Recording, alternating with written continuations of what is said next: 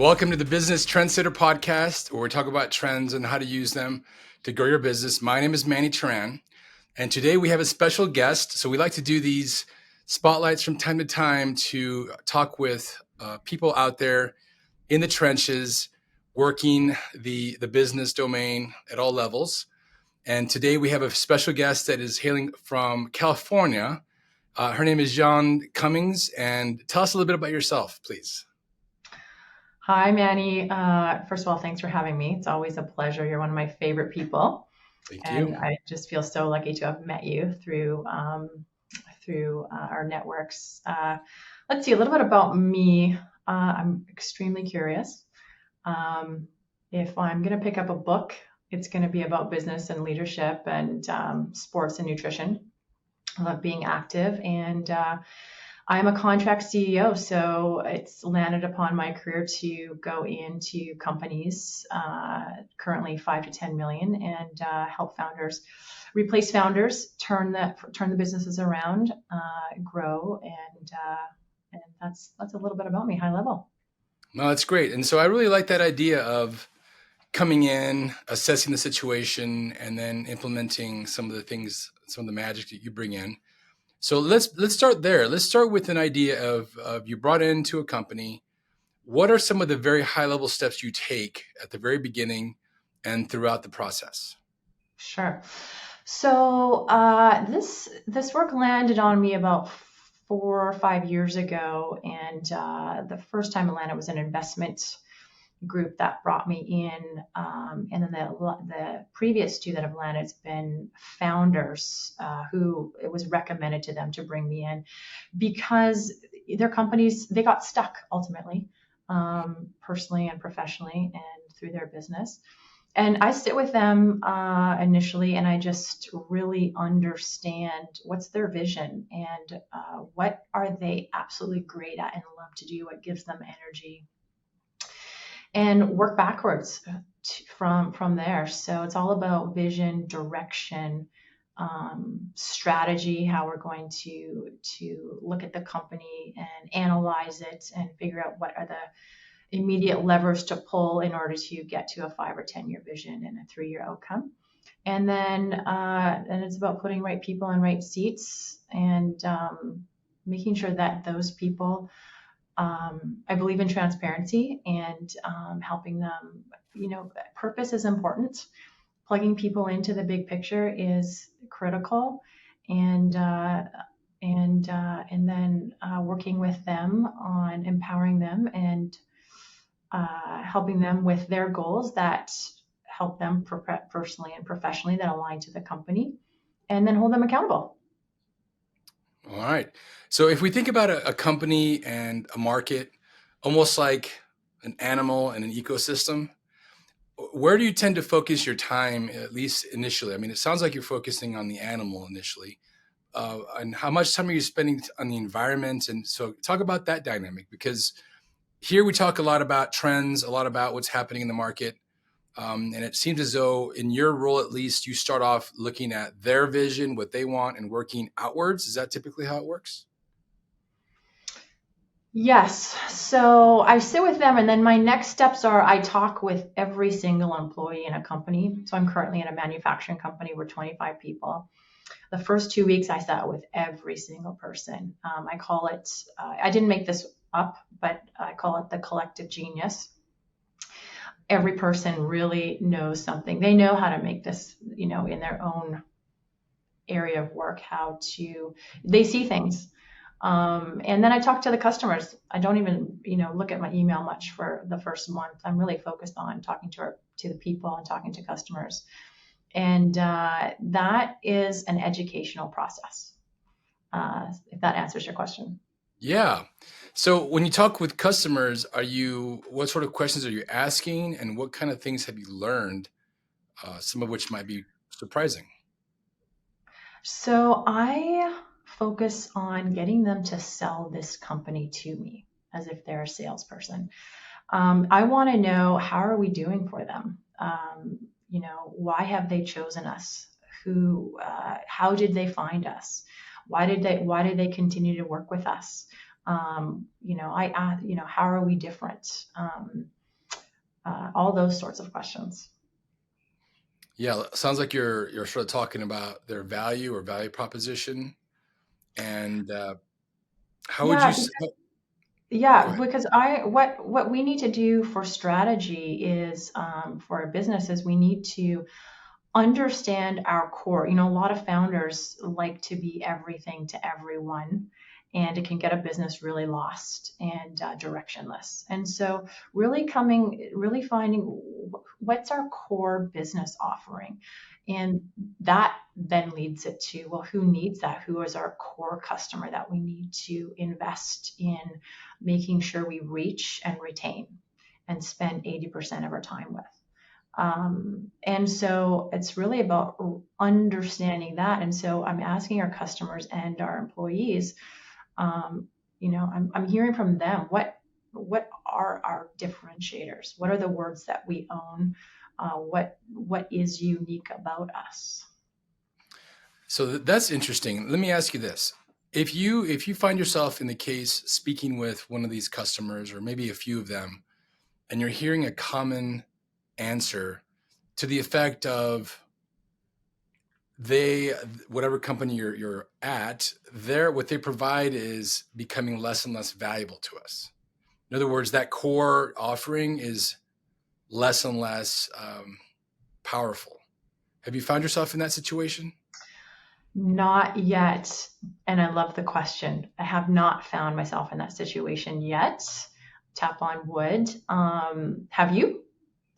Yeah. So what's interesting is a lot of companies, especially founder-led companies, founder that are still in the mix, that are maybe 15, 20 years old, sometimes the market shifts and they don't. They are still providing the same old thing, and they're getting upset at their salespeople because they're not closing sales. They're getting upset at marketing because they're not getting the leads they used to get. And they don't really focus on what the customers want.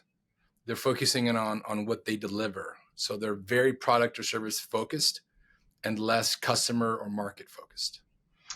Yeah, so I agree. So when I hear you say that, what I'm experiencing is founders that are or just they're getting away from their core, and they're and so they haven't. It's amazing how many companies forget to talk with their customers. It's really phenomenally amazing to me. And so you're absolutely right. Talking to the customers and pulling those themes, they're going to tell us, why are they still here? Why are they still working with us? Why are they still choosing us? And going back to remembering that, and then talking about that. Yeah, that's fascinating. I think that every CEO, every CX level person in a small, medium sized business needs to go back to that. You know, It's so true. And customers they love talking with the companies that they're obviously investing in, they're doing business with. They want to be able to provide that value. So I love that. It's the most critical. It's business is all about people. It's all about the stakeholders, customers, employees, and partners. do you know what the most lovely word in the English language is for most people? What's that? You. When you Right, get when you exactly. get a client talking about themselves in the under the sort of umbrella of talking about your company, you get so much magic from it. I've seen it time and again when you're asking the customer, well, how are we doing for you? And then they just start talking about themselves, and then they start talking about why it's really important for the relationship to be strong. And then I think in some ways it probably strengthens the relationship, or it cuts it off at the head, one or the other. Yeah, and actually that's the value of bringing in a person like me. Founders they're really emotionally attached to their companies, and that emotional attachment, uh, it's not a bad thing. It just somehow the business, everything became about them. It started from the beginning, and maybe that's what you're referring to. They forgot to talk to the customer. They forgot to talk to the employees. They forgot to plug in because they started a company around, you know, their art or craft, right? And they built it on that, whether it's they can do something better, and they're amazing at business development or product development, or their ideas, and they forget, and it really is. And so bringing in a person like me that's not emotionally attached, I then can go in and make it all about you, customers, employees, partners. And that's really when a company begins to flourish. I won't say flourish, it gets unstuck. It can go to the next level. Mhm. That's interesting. Yeah, we talk about something at Spark Partners called lock-in. And lock-in, I'm actually doing a talk this afternoon on it to another group. But what's interesting about the word lock-in, and it ties to something that Adam wrote on back in his book in 2007, which is an idea called a success formula. Now, success formula sounds amazing, right? It's like, oh, you have these inputs, you put them together, and output is success. But what happens is that success formula becomes your albatross. It Mm-hmm. actually holds you back. So something that we think is a really good thing, like Six Sigma, or we have a new ERP system, or we bought a new building, which all seem really positive, but in the end, they can actually hold you back. Mm-hmm. Imagine if, like 2019, you bought a big old building and you wanted to fill it up with people, and then 2 years later, in the belly of the pandemic, everybody's working from home and everything shifts. So now you're stuck with this giant building that's only being used, quarter of the time. It doesn't make sense. Mm-hmm. That actually brings me to my next couple of questions, really about trends. What major trends do you see in your industry, in your daily life? I'll throw out a couple, like AI or the gig economy. Do you see those and others that are prevalent in your business? Yeah, thanks for the question. So my entire career is built on B2B. I've been in the tech industry, I've been in the industrial, currently I'm in a manufacturing company. And so the work from home trend, it's harder to apply to manufacturing. We really do have to be here 5 days a week. Our salespeople need to work closely with our production, our engineering. We do have a person that does work off site, our marketing person. And so, there's that trend. There's so many trends. But in terms of within our own industry, specifically at manufacturing, we manufacture barcodes on durable goods. There's not many trends that are playing into here in that way. Now let's talk about AI. I'm really curious about AI. And the question and I'm in a lot of AI conversations in my CEO forum and a lot of people that I'm around. And the question I have, which I feel was given to me, is how do we, I'll say at this company currently, implement AI thoughtfully that will bring us, differentiate us in some way. So instead of rushing to this, we've got to implement AI and just doing it, and maybe every company's doing it, now we're not different. How do we approach it thoughtfully so that it is a differentiator for us? That's the question I have in my head. And then this year, for this company, in our strategic plan, we have an AI component in that plan. And for this year, we've got a lot of priorities this year, which we're executing on really great. We're already in April. I can't believe it. Done a lot already. But the AI part of it, I'm continually personally in the conversation.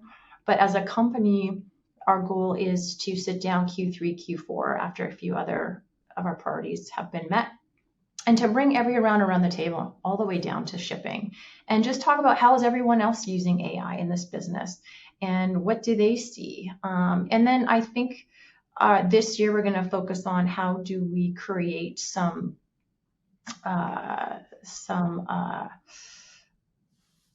what's the word I'm looking for? Regulations around it, so Mhm. that we're also being careful. Right now, there's there's no laws in AI. Right. And so how do we come up with some internal regulations, and then how do we innovate from there, and where do we see the opportunities? Yeah, AI is obviously a very loud conversation, and you can get lost in some of the loud noises. Yeah. But I think there's a lot of nuance in companies that we're supporting, we're helping out. We're helping them break down every aspect of their business, whether that's marketing, shipping, receiving. You mentioned legal, other ones here, and we're asking them the question of what tools exist in that particular domain, swim lane, that will support you. For instance, there's a company out there that's doing, they're moving everything, all their HR offerings to an AI driven chatbot kind of thing. So it's a repository where all your employee manuals are there, an FAQ thing where you ask a question and it pulls it up from the manual. There's that. With your barcodes, I'm sure that there's potentially design around where the barcode is. Could you implement an AI framework to give your customers 20 designs for free that they can choose from that doesn't take any more time? Sales and marketing, I mean, I don't even know where to start with that. There are so many tools out there. There's a tool out there. This is crazy, okay? And there's a couple tools that you can stitch together. And I'm working with a company now that has a remarkable tool that does this, that's going to be doing this in real estate. Take an image or video of you, creates an avatar. You speak to this other tool, it creates your voice. Then you give it a prompt on a chat GPT style thing, tie it together. So now you're going to be delivering different marketing messages, but it's not you. It's all it's So is all that, my question is that AI, or is that technology? Because when I think of AI, I think of we're using it because it's getting smarter and informing us back. that's When a I really think of good AI, question. that's how I think of AI. I actually differentiate uh, robots and technology to AI. I put them in separate buckets. So for us, we do have an opportunity in a specific area in our company to inform us and make us smarter. I'm not going to say it because I think it's going to be a differentiator, and I've been in the conversations. It's not going to be within this year because we have a couple, huge rocks we need to implement, and I think it's something for next year. But that's where I think of AI. How does it's constantly becoming smarter to inform us. So Marketing is an you obvious one. Yeah, so you actually hit the nail on the head. So at different levels, so when we talk about AI as whatever the world, they often put things underneath AI that aren't really AI. And so with different people, as you go deeper and deeper, deeper, it really is technology.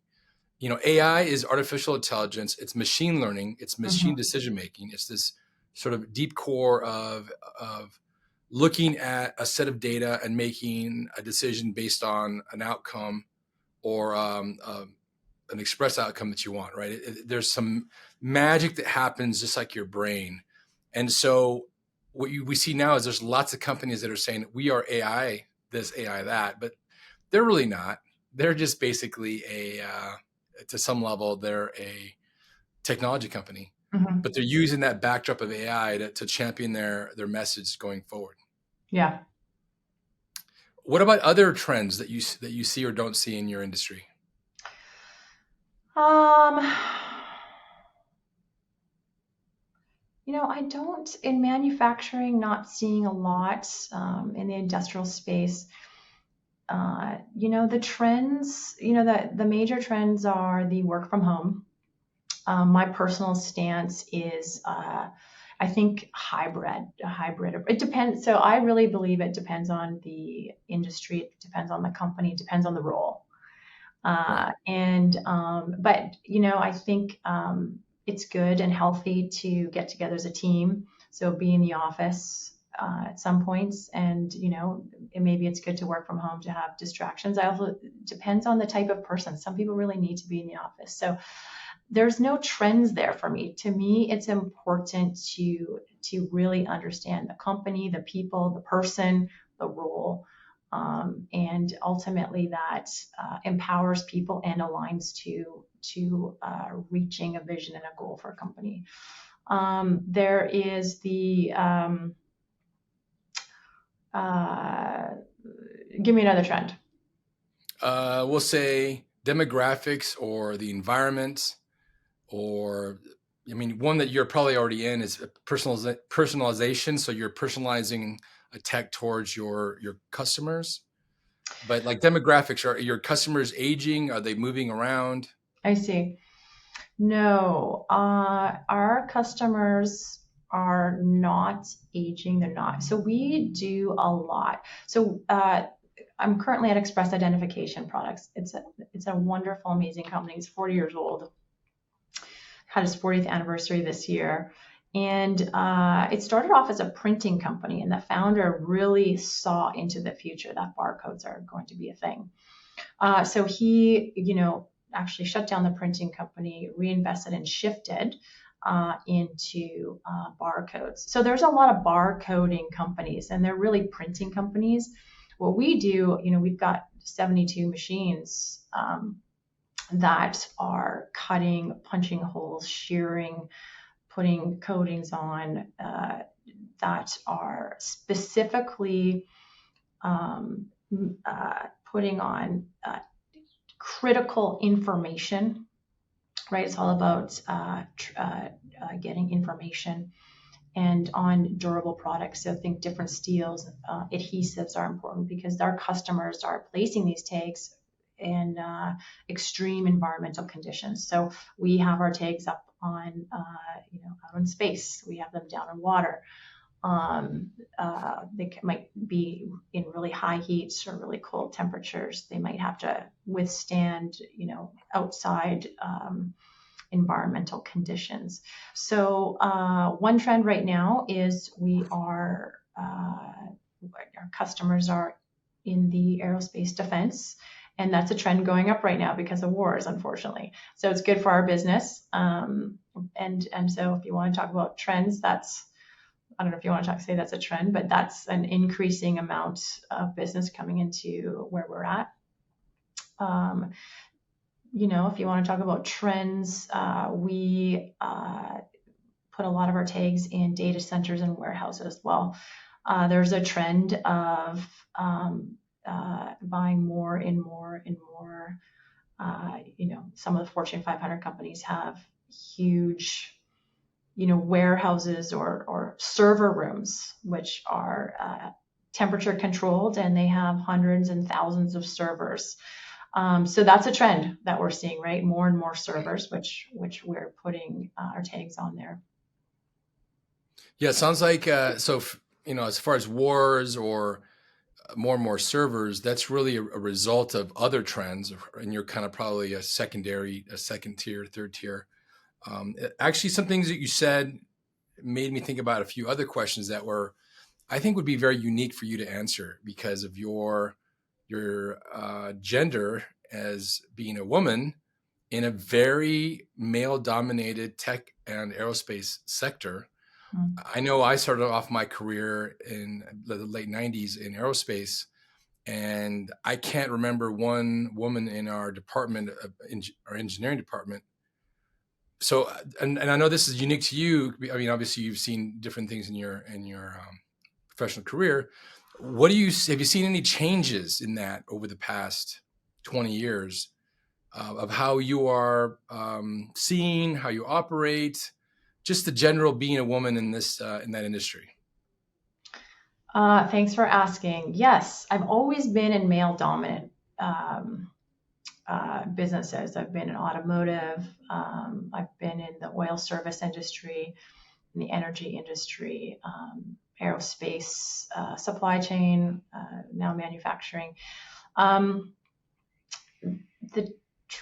Definitely it's changing. I was always the only woman around a conference room table most times, even in the technology businesses I was involved in. And we're definitely seeing more women engineers, more women in business. And so that's really, really fun. Something I'm really excited to continually see is more women supporting women. And I don't mean that in, what I mean is, men have been really great at supporting men and supporting women in my career. But there have been times where women would not support me at all. It was hard for them. It's going to be hard for me. And there was very few women at that time. Now there's more. I've really wanted to be the change that I want to see. So I'm connecting with women and empowering women and just not singling them out. I want to say, not, I think it's about not seeing a gender, not seeing a race. It's just who's the best for the job Yes. and helping out. It's all about people and networks and sitting down and being curious. And I hope that I'm seeing more of that. Yeah, that's remarkable. I've seen some changes in my career as well, and whenever I've had women that work for me, or if I've worked for a woman or worked besides a woman, I've kind of like you said, I've tried to not make it a big deal. Obviously, you're gonna see them differently because of the gender, but you have to be very smart about behaving as though they're just another person, which they are, of Mhm. course. Yeah. Which is, I think I'm glad we're coming around. It's been a while, and I'm part of the engineering dean's advisory board here at the University of Arizona. And over the past couple of years, there's more women signing up for engineering classes than there are men. So you're going to see a big shift in about 4 years, right? 3, 4 years, as a lot of these engineers coming out are going to be women. So it's kind of cool. Mm. Let me ask a couple more questions, and then we'll wrap up. So, are there any things in your industry? We're talking about your industry right now, specifically, that could sink or elevate or boost your business? Is there anything that some technology or some other value that could come out and just demolish you? Mm. Um, Good question. Of course there is. I can't see, seeing into the future. Um, uh, I think, you know, who knows what could happen in this particular business. What we do, so there's three of us in the industry, and how we're specifically differentiated is, it's in our values. We're human. You can get us on the phone very easily. And we're we handle very complex engineered designs, and we do custom. So that's our differentiator. That's what we're really good at. Um, and we have just amazing people on our floor, and we definitely have to look at robotics in some efficiencies, and Mhm. so we have to look at some people that can come into manufacturing and run robotics instead of maybe do some things by hand. So I think that's one thing. Specifically, what I think will launch or sink a company, assuming there's no external factors. Let's just take that off the table. Okay. I really believe it's, getting distracted away from the core of the business. I think it's customer satisfaction. Customer satisfaction is key. Employee satisfaction is key. Bad leadership can sink a business, and good leadership can launch a business and take it to Yeah. the next level. Financial management. You need money, or access to money to grow and invent. And I think good strategy is key. Good strategy can take you to a faster place, and then it doesn't happen without good execution. Execution is key. That's really well said. You'd be surprised how many founders and executives at companies your size, and actually both from smaller, even bigger than you, don't ask that question. And when we ask that question of what can sink you or boost you, they are sort of motionless. they don't even think about what could come and demolish their business. And if you think about, we talk about a lot of companies that have fallen. Our podcast last couple weeks ago was all about General Electric, how GE is gone. And Yeah. so they basically killed the last piece of it, and 134-year-old company is Yeah. now basically gone. And Toys R Us and Blockbuster and Sears and Kodak, and there's companies that you can look at and study everywhere. And the magic is that that the executives at Blockbuster or at Toys R Us or Sears knew what was coming. They did. And then of course they didn't act, which is sad. So I really like the fact that you said that you need to act, execute. Yeah, and that comes from leadership. Leadership, people, it's all, yeah, leadership. It's tapping into the stakeholders, because you're right. They know because stakeholders know. And are you going to be scared of the conversation? Are you going to look at into the future? You can look at, what are the conversations that need to be had? Lean into it. And how are you going to shift? How are you going to test something out? Right, over on the side, and put money to that. Yeah, it's so critical and fun. Yes, it is. I have one more question and then we'll wrap up. If you could talk to yourself 10 years ago, Hmm. what would you tell yourself about your career path? Hmm. Oh my gosh. I feel super fortunate. I have definitely been on the road less traveled, and my career has not gone into a straight line.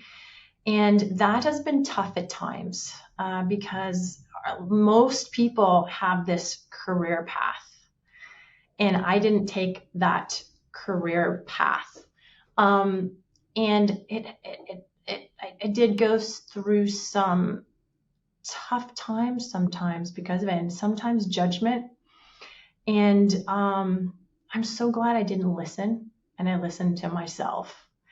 So I would tell myself, yeah, you're doing it. Keep listening to yourself. Worry less, because yourself knows, and it's all going to work out, because it's just all going to land the way it's supposed to, and it has. And keep up the agility and the resilience, and and make sure to stay connected to your people and your network, and be out there in the community, and connecting. Very well said, Jeanne. That's an amazing way of looking at things. I think a lot of people have sort of expectations of what they expect their career path to look like, and then when they deviate from it, they feel like they're a fish out of water. And so I really like the fact that you're amphibious and you've actually been able to roll with it as things have changed. Any last words you want to say to our audience before we close out? Mm. You just hit something that just came to mind. One other thing I would maybe have told myself is I have a lot of, I feel so blessed. I'm really surrounded by amazing, I intentionally surround myself around, other CEOs like yourself, people much smarter than me and more experienced than me. And I have mentors and coaches, and I always have. However, I ask a lot. I'm very curious, and I ask a lot of people a lot of questions. And some people think I'm asking the questions because I sometimes, I've always kind of aligned to, it's better to play dumb than play smart. And it's amazing sometimes when I've done that people really sometimes have thought, oh, really, do you not know that answer? And the thing is, I do know an answer for myself, but I love hearing from other people, and people can really change my mind about things. And I think that's the key, is curiosity and really being open. I mean, here, since I came onto this company, one of the things we did immediately is, if we've come across a problem, sometimes I'm pulling someone up from shipping or production who've never been around our conference table before. It's amazing how, like, I think I might, the founder and I might think we know what we want to hear and we know what to do. But to bring those people around the table really is eye-opening, and they come with ideas and they can change your mind, and it changes. I think it's the most important thing, and it makes my heart sing. It's really what makes it all fun. That sounds amazing. Thank you so much for your time. And we'll be here next week, and have a great week yourself, Jeanne. Thanks for having me on here. It's been a pleasure, and it's amazing to know you.